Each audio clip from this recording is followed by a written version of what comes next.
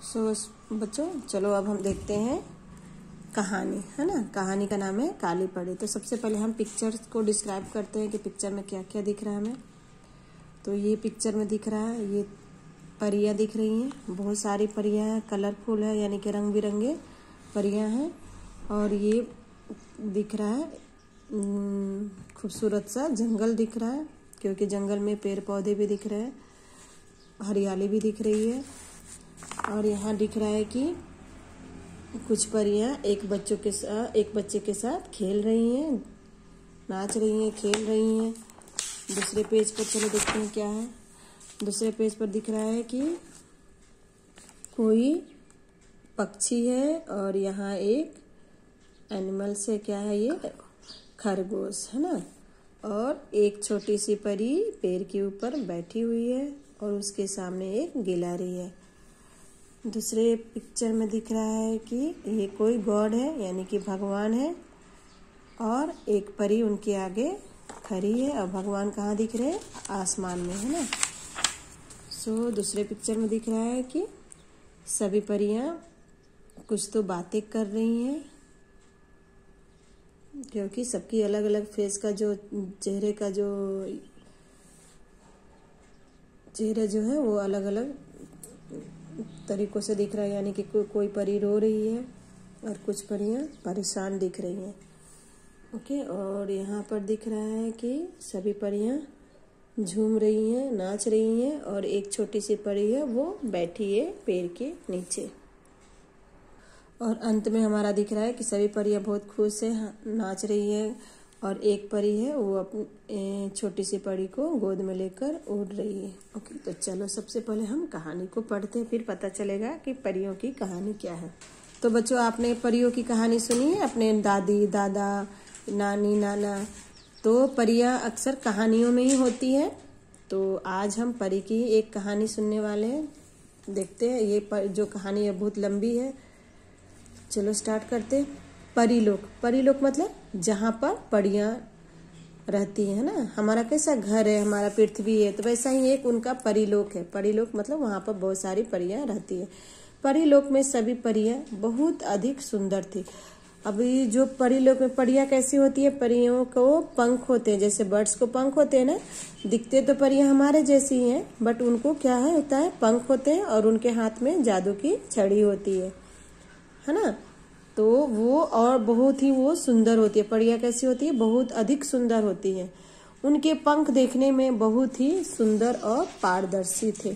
उनके पंख कैसे थे? सुंदर और पारदर्शी। पारदर्शी मतलब जो कि इस पार से उस पार की वस्तुएं दिखेगी, उस पार से भी इस पार की वस्तुएं दिखेगी, है ना। वे कोमल पंख परियों की सुंदरता में चार चांद लगाते थे। पंख कैसे थे? कोमल थे। कोमल मतलब नाजुक थे, और उनके पंखों से ही वे सुंदर दिख रहे थे, है ना। जब भी परियों का मन होता, वे अपने आंखें फैलाती और सैर करने के लिए आसमान में उड़ जाती है। परियों को जब भी घूमने का मन होता, वो क्या करती? अपने पंख को फैलाती, सॉरी आंख नहीं है बच्चों, पंख को फैलाती और सैर करने के लिए आसमान में उड़ जाती थी। यानी कि पंख को फैलाकर आसमान में उड़कर आसमान को सैर करती थी।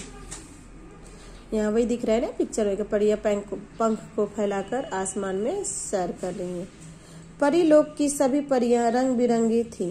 किसी परी का रंग नीला, किसी का पीला, तो किसी का रंग सुनहरा था। कैसे था? परियों का रंग पीला, नीला, और वो कैसे परी सब थे? रंग बिरंगे थे, और किसी का सुनहरा भी था।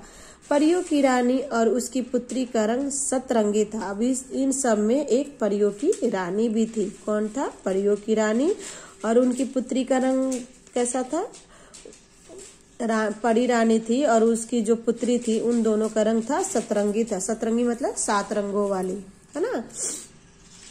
और उनके चारों ओर सुनहरा आभा मंडल फैला रहा था। यानी कि वो जो सतरंगी परी थी, उनके सतरंगों से आजू बाजू के जो ये थे माहौल थे, वो भी सुनहरे रंगों के कारण बहुत ही खूबसूरत दिख रहा था। एक दिन परीलोक में एक आश्चर्यजनक घटना घटी। क्या हुआ? आश्चर्यजनक मतलब जिसके बारे में हम कभी सोच नहीं सकते और ऐसी कोई घटना घट जाती है। गुलाबी परी ने एक सुंदर सी नन्ही परी को जन्म दिया। कौन सी परी ने जन्म दिया? गुलाबी परी। गुलाबी परी कौन है? ये है गुलाबी परी। उन्होंने एक छोटी सी नन्ही सी परी को जन्म दिया। लेकिन उस नन्ही परी का रंग काला था। कैसा रंग था उसकी परी का? जो बच्चे हुई थी बच्ची, वो उसका रंग काला था, है ना।